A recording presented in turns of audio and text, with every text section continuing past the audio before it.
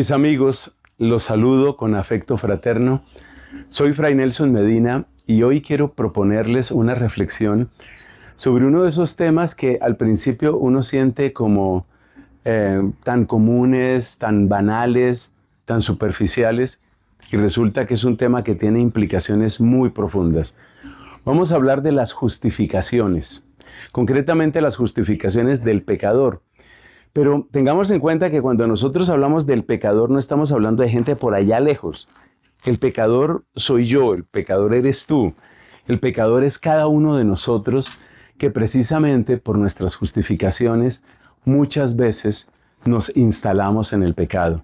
Así que vamos a hablar de justificaciones, ¿por qué las usamos? ¿Qué clase de justificaciones hay?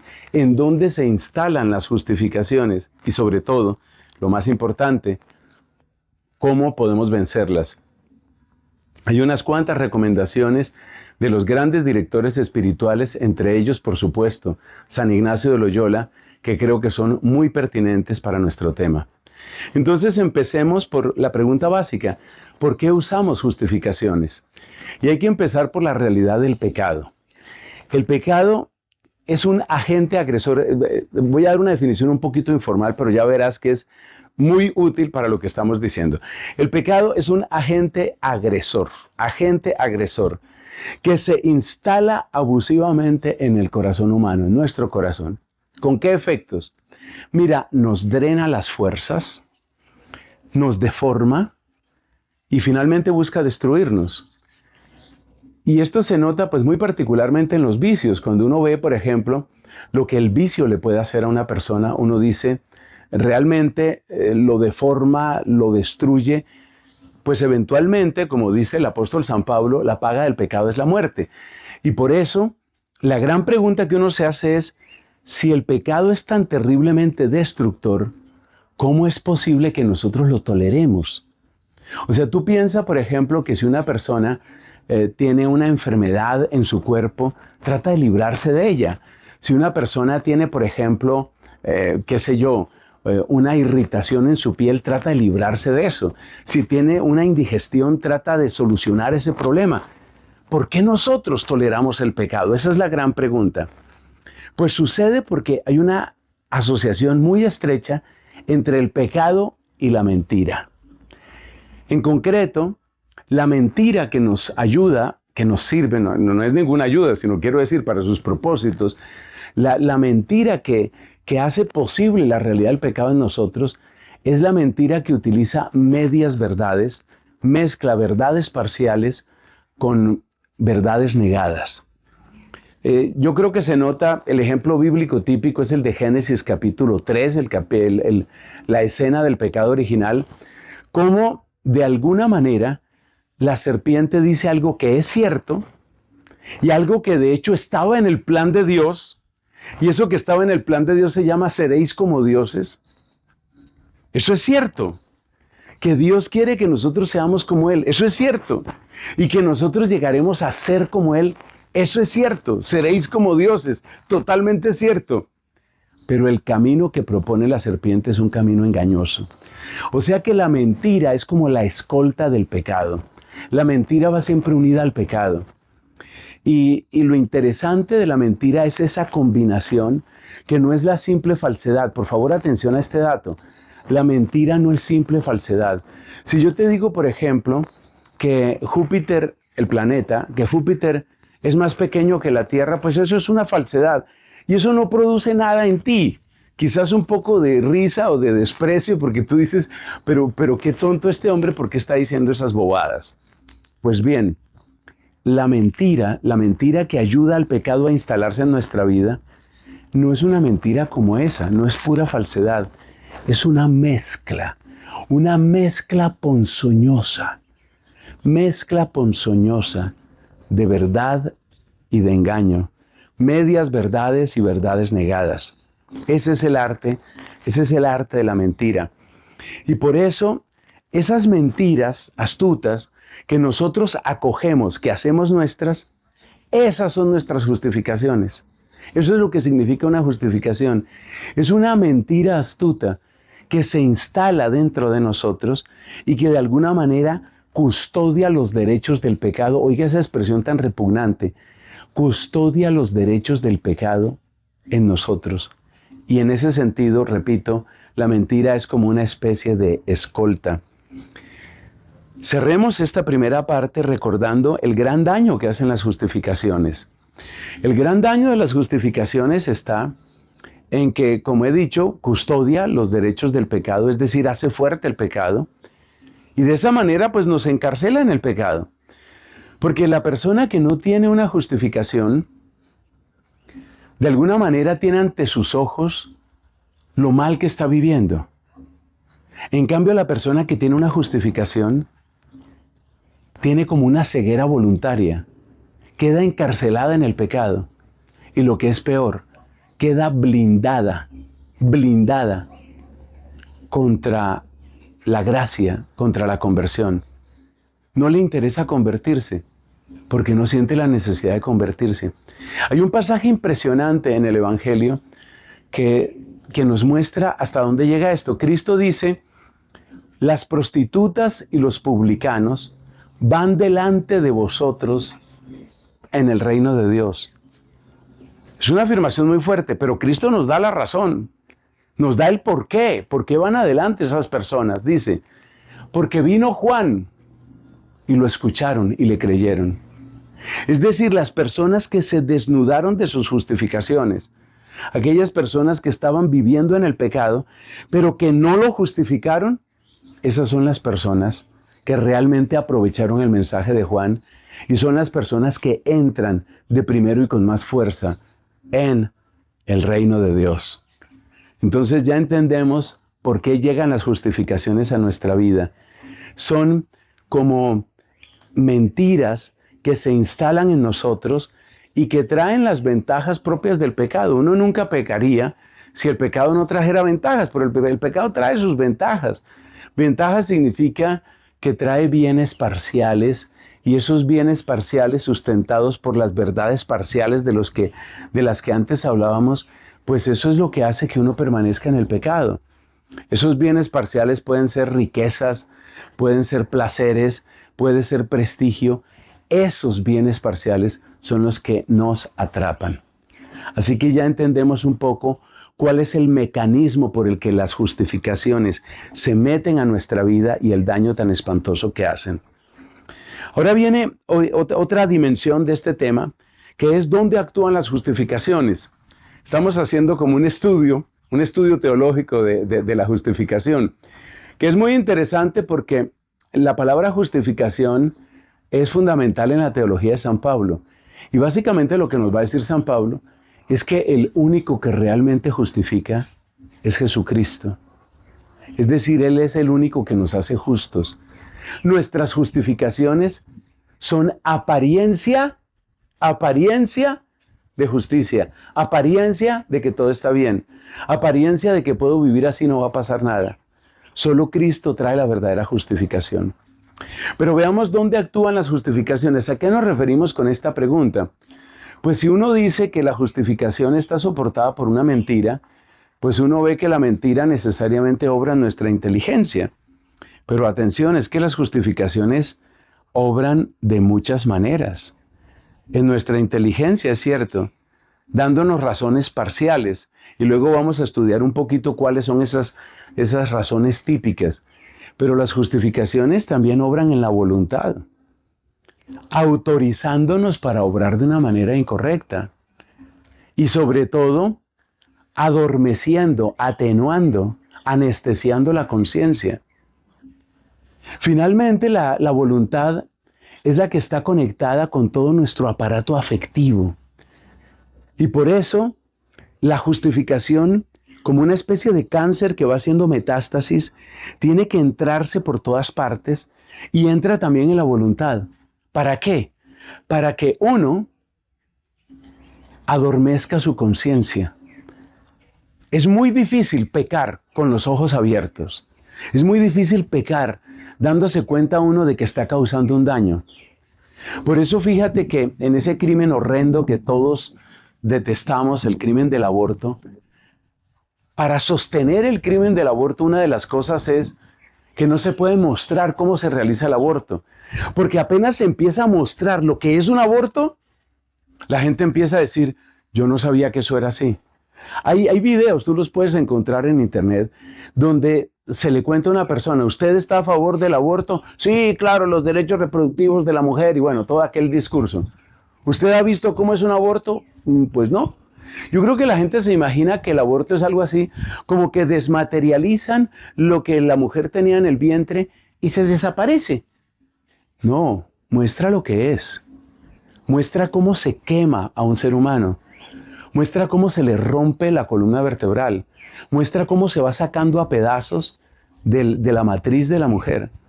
Cuando se acaba la mentira, pues evidentemente la persona cambia su punto de vista. Entonces la justificación obra en nuestra voluntad en el sentido de mantenernos como adormecidos, como atontados, como pensando que no es tan grave, o pensando que yo tengo derecho, o pensando que todo el mundo lo hace. ¿Dónde más obra la justificación? La justificación obra en el entorno social. Hay una cosa muy interesante y es que cuando uno está viviendo en pecado, uno quiere rodearse de otras personas que tengan la misma manera de pensar, lo que en inglés llaman mindset. La gente que tenga el mismo mindset, la misma mentalidad, la misma manera de ser de uno. O sea, las justificaciones obran también en los entornos sociales. Uno inconscientemente busca esos entornos sociales para no sentirse mal. Entonces, la persona que está, por ejemplo, metida en el mundo de la promiscuidad o en el mundo de la droga o en el mundo del alcohol, por citar cosas que son como muy visibles, pero no son los únicos pecados ni los peores, la persona que está metida en eso, pues esa persona quiere tener su grupo de amigos, su grupo de amigos y amigas que estén en lo mismo. Porque, como alguien decía en una predicación, es más fácil pecar en grupo. Es decir, el grupo se convierte como en una especie de cobija que nos arropa.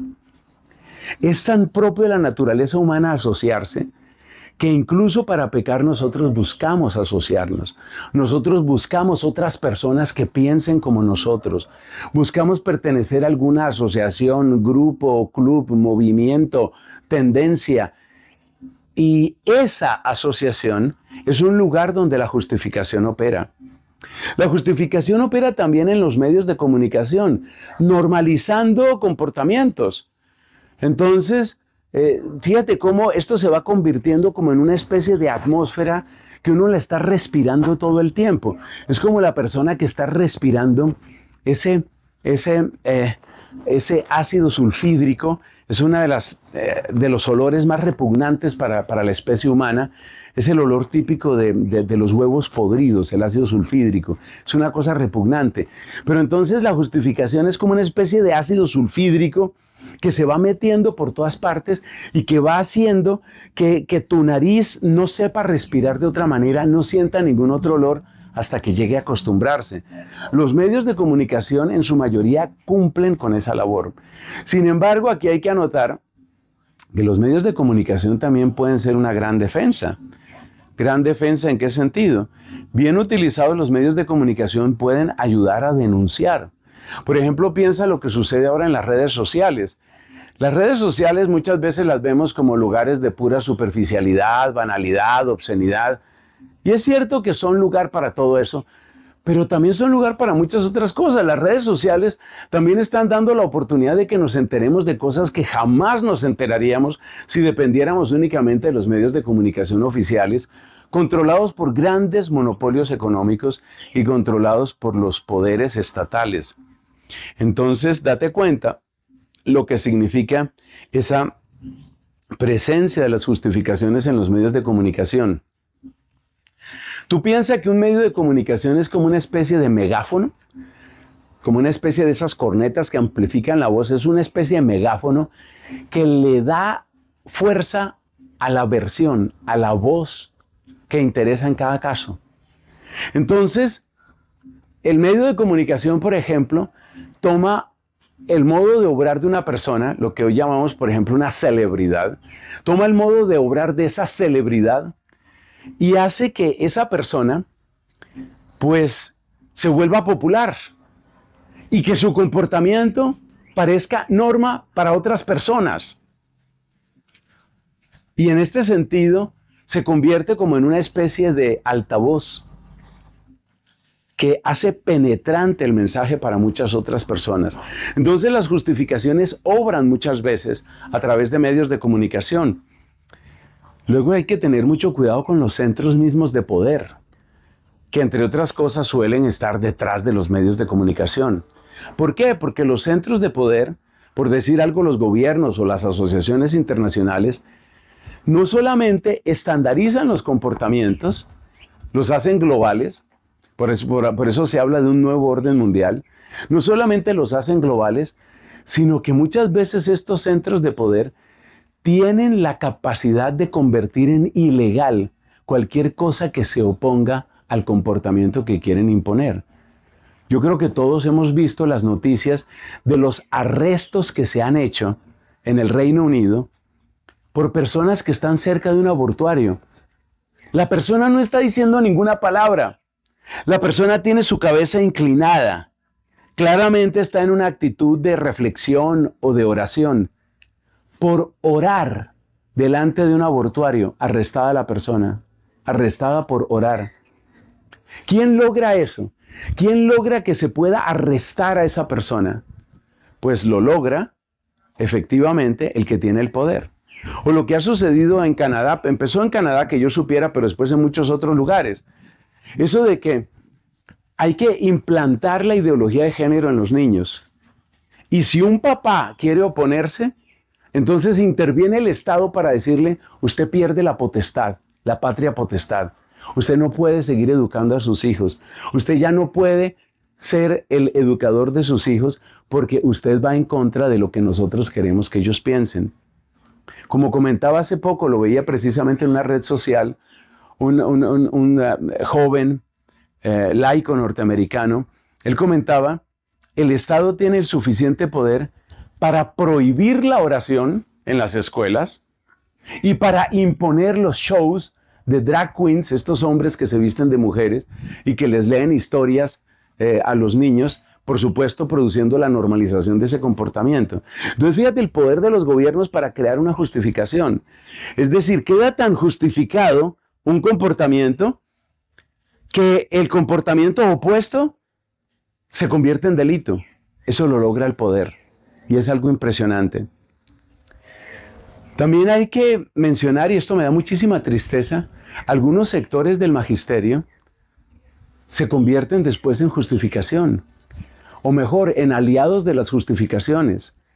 Y esto sucede en el nivel micro, que puede ser el nivel, por ejemplo, de la confesión individual, pero llega a suceder también en el nivel macro. ¿A qué me refiero? Mire, desde hace años, bastantes años, y esto significa bastante antes del pontificado de Francisco, yo ya me encontraba con personas que se quejaban y decían, oiga, pero ¿cómo así que uno va donde un determinado sacerdote y le dice, eso es pecado, qué bueno que usted se arrepienta? Y voy donde otro sacerdote y me dice, quédese tranquilo, quédese tranquila, eso no es pecado, no pasa nada. Esa confusión, ¿qué está sucediendo con esa confusión? Eso es iglesia. Y entonces ese sacerdote, pero se da el caso también con obispos, y se da el caso también con algunos elementos del magisterio pontificio, llega un momento en el que eso se convierte en una justificación. No hace mucho se publicó un documento que se llama Fiducia Supplicans, y es un documento que ha causado muchísima ambigüedad y muchísima confusión en mucha gente, porque tiene que ver con la bendición a personas que están en situación irregular. Pero es que el documento es tan ambiguo que queda abierta la puerta de bendecir las relaciones, personas que están en relaciones irregulares. Eso significa en adulterio o en una relación homosexual o lo que sea.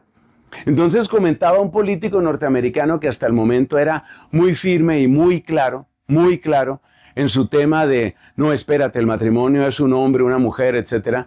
Comentaba este político, ahora que el Papa ha autorizado, entonces yo cambio mi posición y ahora sí estoy de acuerdo con esos matrimonios. O sea, date cuenta de lo que esto produce. Y por eso nosotros, sea cual sea nuestro lugar de servicio en la iglesia, como diáconos, obispos, sacerdotes, nosotros tenemos una responsabilidad inmensa, inmensa. Porque muchas personas nos escuchan, aunque también hay que reconocer que a veces escuchan lo que quieren escuchar, pero muchas personas nos escuchan y eso muchas veces se convierte en justificación para lo que esas personas quieren hacer. Bueno, pasemos ahora al tema de los niveles de justificación. Este tema, que es el penúltimo, luego al final vamos a hablar de cómo superar toda esta maraña pegajosa de las justificaciones. Este tema surge de una historia, estaba yo una vez predicando precisamente sobre esto de las justificaciones, y venía un ejemplo muy interesante. El ejemplo de un hombre que está casado, pero él, es una historia que tristemente se repite muchas veces, ¿no? Él en su trabajo empieza a gustar muchísimo de una joven, por supuesto, mucho más bella, mucho más atractiva que la esposa en la condición actual, la esposa que él tiene en su condición actual. Y bueno, él empieza a flirtear, a coquetear con esa muchacha. Finalmente se involucra en una relación con ella y por último abandona su hogar para irse a vivir con esta otra mujer. Por supuesto estamos ante un adulterio, así, un adulterio en toda regla. Eso es exactamente lo que ha sucedido. Pero la palabra adulterio es muy dura. Y saber uno que está arruinando la vida de unos hijos es muy duro. Y saber uno que se ha traicionado a una mujer fiel que es la esposa es muy duro. Entonces ahí es donde entra el juego de las justificaciones. Y ahí es donde entra este tema de los niveles de justificación. ¿Por qué?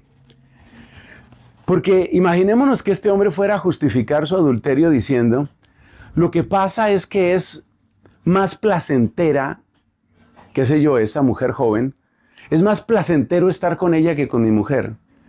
Uy, eso suena como tan materialista, suena como tan ruin.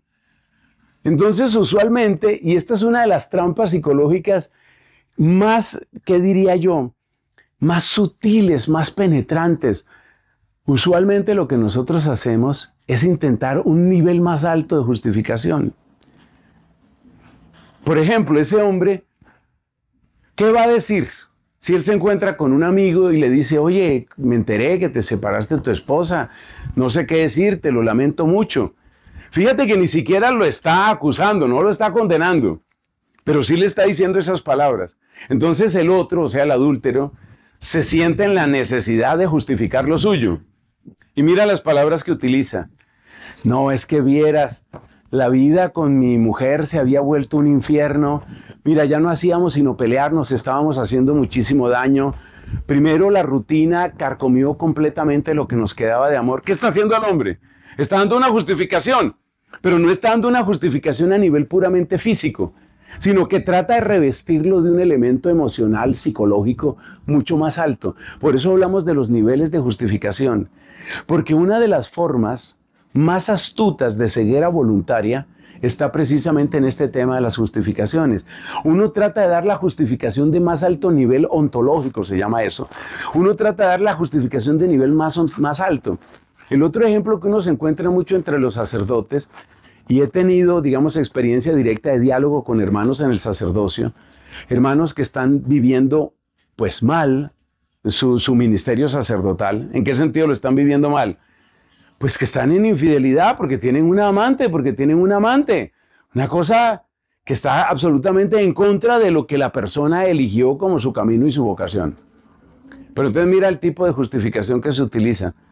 Pero es que yo también soy hombre, yo no he dejado de ser hombre. O sea, en vez de decir simplemente que hay un tema de placer, que es algo que suena como tan bajo, entonces se utiliza una justificación emocional, psicológica, mucho más alta. Nosotros los seres humanos tratamos siempre de hacer eso, porque aparentemente si damos razones de más alto nivel ontológico, pues parece que son razones un poquito más respetables. Por eso aquí tenemos que hablar de esos niveles. Pero hay otro elemento de confusión aquí, espero no estar complicando las cosas más allá de lo estrictamente necesario, pero es que hay que tener en cuenta que estos niveles ontológicos son todos niveles que también tienen su aspecto de bondad, su aspecto de bien, sí lo tienen. ¿A qué me refiero? Piense usted, ¿cuál es el nivel más básico, ontológicamente hablando? Pues es la supervivencia, ese es el nivel más bajo. Uno tiene que supervivir o sobrevivir, uno tiene que hacer algo por la vida. Bueno, ¿y qué significa eso? Pues que si uno va a sobrevivir, pues ese es el nivel más básico. Pero el nivel más básico también significa que ahí hay cosas buenas, como por ejemplo el hecho mismo de sostener la vida. Pero yo puedo utilizar ese nivel básico para justificarme.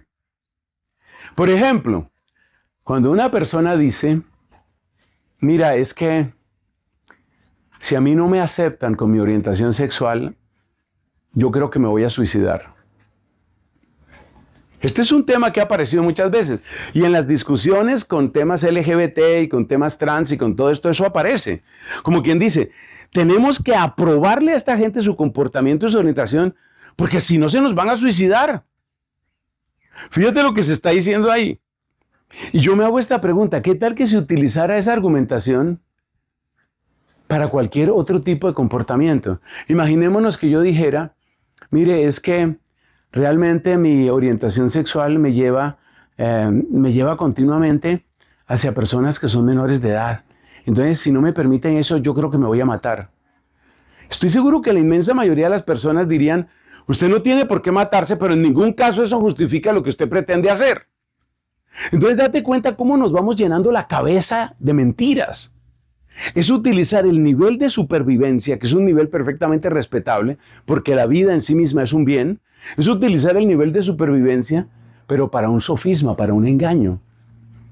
Y lo mismo sucede con todos los otros niveles que voy a mencionar, no me voy a detener mucho en esto, pero sucede lo mismo, siempre hay un bien que es respetable, que es real, un bien que finalmente proviene de nuestra condición de creación de Dios, de criaturas de Dios, pero luego es un bien que es manipulado, es un bien que es torcido, es un bien que es usado de manera astuta, pues finalmente para una justificación. Acuérdate que dijimos desde el principio, la justificación tiene estructura de mentira. Entonces, por ejemplo, está el tema de la salud física. Yo me acuerdo de una persona que me decía, esto es real, y es una cosa que me impactó mucho. Es el caso de un muchacho, de una asociación que yo quiero mucho aquí en mi país, en Colombia, una asociación que predica muchísimo el tema de la conversión y de la santidad. Y voy a decir su nombre porque es gente a la que yo aprecio mucho, los de Lazos de Amor Mariano. Y ellos me contaban el testimonio de un muchacho que decía que antes de su conversión, él no iba a misa. Y mira la razón que él daba. Es que cada vez que yo iba a misa, me daba un trastorno, me daba un mareo, me daban ganas de vomitar. Todo indica, dicho sea entre paréntesis, que había un tema espiritual gravísimo, gravísimo dentro de ese muchacho, porque se enfermaba con solo entrar a una iglesia. Pero fíjate que en vez de sanarse del verdadero problema, en vez de liberarse del verdadero problema, la gran solución de él era no entrar a ninguna iglesia. Gracias a Dios esa historia terminó bien en el sentido de que la persona pues abandonó el camino del pecado y ha tenido una conversión impresionante. Entonces, el tema de la salud física va por ahí. Luego está el tema de la salud mental. Hay muchas justificaciones, especialmente cuando hay problemas de familia, problemas de pareja. La gente utiliza muchas justificaciones con la salud mental. No, es que yo creo que yo me estoy enfermando con esto. Es que mira, es una situación que a mí me mantiene en depresión. Yo conocí el caso de un señor que decía, mire, sí, es verdad que yo me tuve que separar de ella, pero es que yo me daba cuenta que yo vivía en una ansiedad, yo tenía unos ataques de ansiedad permanentes y unas recaídas en depresión. Entonces me di cuenta que tenía que separarme, pero desde que estoy con fulanita se me pasó completamente la ansiedad, cero depresión. Uno justifica las cosas.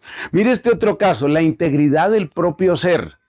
La integridad del propio ser es que yo tengo derecho de conservar pues todo lo que yo soy y de desarrollarme en todas mis áreas.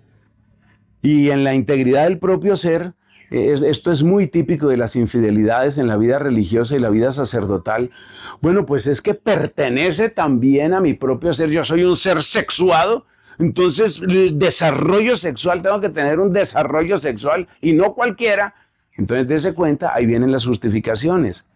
El tema de los derechos humanos, que sucede, o sea, los derechos humanos estamos de acuerdo en que son una conquista bien importante de la humanidad, pues hay que saberlos entender, porque ya se está torciendo el tema de los derechos humanos, por ejemplo, en la ONU. Pero, bien entendido, el tema de los derechos humanos es algo en lo que todos estaremos de acuerdo. Perfecto, totalmente de acuerdo. Pero mire lo que pasó en una comunidad religiosa que yo conozco bastante bien. Un religioso tenía una responsabilidad en una institución educativa y se adueñó del puesto y no quería dejar el puesto. Es decir, ni las leyes estatutarias internas de la institución, ni mucho menos la legislación propia de esa comunidad religiosa le autorizaba a permanecer ahí. Pero el tipo agarrado a eso. Finalmente eso se puso pero muy feo, un problema muy feo, problema de comunidad religiosa. El hombre finalmente se salió, no se hizo proceso de expulsión, pero en la práctica se salió, o sea, fugitivo, abandonó. Pero desde fuera denuncia a la comunidad religiosa por tema de derechos humanos. A mí no me han pagado tales y tales cosas, estoy siendo vulnerado en mis derechos. Y como ustedes saben que en todas partes hay abogados que se prestan para casi cualquier cosa, ese fue un lío tremendo en esa comunidad. El tema de los derechos humanos es una cosa que es muy válida, quiero decir, pero que se utiliza muchas veces de una manera torcida. Los últimos dos que voy a mencionar son la realización personal y la felicidad. Y estos hoy sirven para casi cualquier cosa. Sacerdote joven, 3 años de ordenado. ¿Y usted por qué abandona esto? ¿Usted por qué está pidiendo esta dispensa? Es una cosa muy grave, ¿lo ha reflexionado? Sí, yo he reflexionado muy bien, tengo todo muy bien pensado. Y es que yo no soy feliz. Y peleé con eso. ¿Y usted por qué abandona a su esposo? Porque yo no soy feliz. Y peleé con eso, argumenté con eso. Entonces date cuenta cómo hay una escala que va desde lo más físico, orgánico y fisiológico, como es la supervivencia, hasta lo más existencial, filosófico y como lo quieras llamar, como es esto de la realización personal. Y a través de toda esa escala, en la cual hay muchísimos bienes, mejor dicho, en cada nivel hay distintos bienes, a través de toda esa escala, ¿qué es lo que encontramos? Justificaciones. Es el momento de pasar a la última parte de nuestra reflexión. Vamos a comentar sobre cómo superar esto de las justificaciones.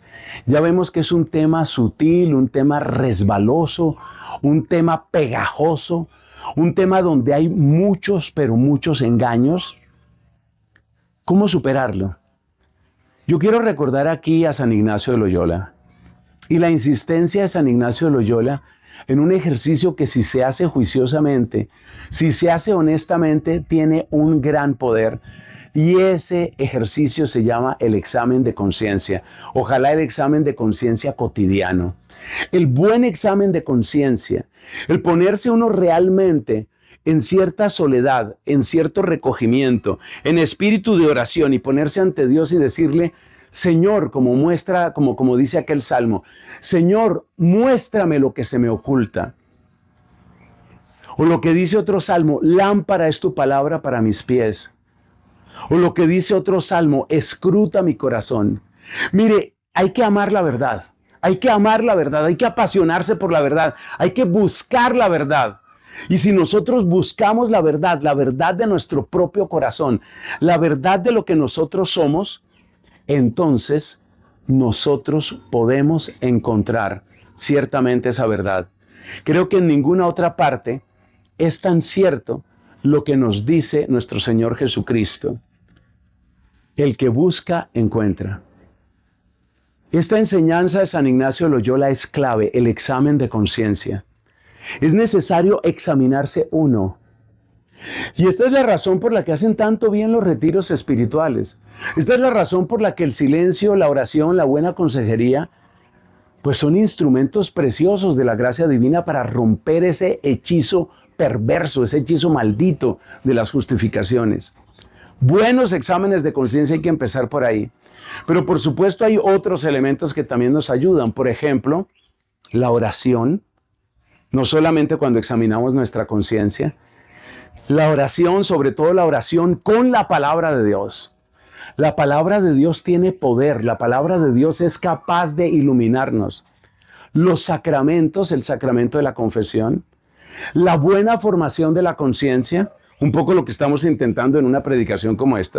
Yo estoy seguro que una persona que escucha con atención una predicación como esta, algo le queda una inquietud, le queda un llamado, le queda una preocupación. Y por supuesto, es muy importante dentro de este camino un cierto acompañamiento, pero hay que tener en cuenta que sea una buena dirección espiritual.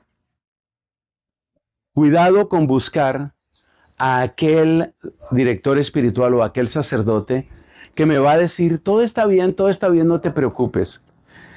Mira, yo quisiera, con el poder de una oración, yo quisiera que en todo el mundo se infundiera un espíritu de alergia a ese tipo de sacerdote, a ese tipo de director.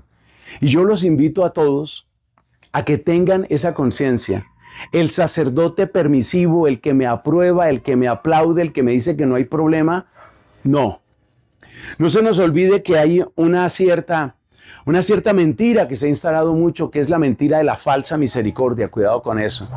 La misericordia es don precioso de Dios. En cierto sentido, la misericordia, como varios han dicho, es como el nuevo nombre de Dios. En realidad es el nombre antiguo, porque desde el principio, en el Antiguo Testamento, Él se manifiesta como el fiel y misericordioso. Eso es totalmente real. Pero yo te digo una cosa, ese don tan precioso no podemos dejar que se ensucie, que se perturbe.